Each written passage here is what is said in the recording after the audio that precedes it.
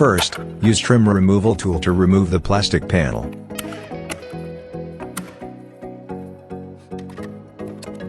Use the 10mm socket to remove the bolts.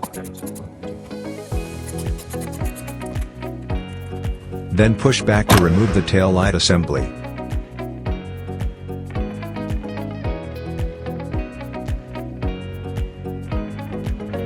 Turn counterclockwise to remove the halogen bulb.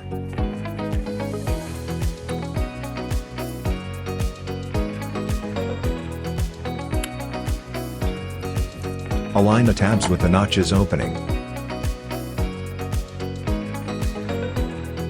Turn clockwise to secure the LED bulb.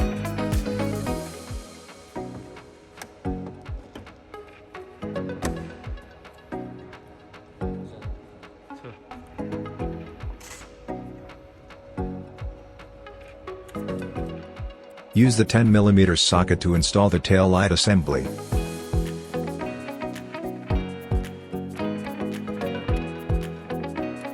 Do the same on the other side.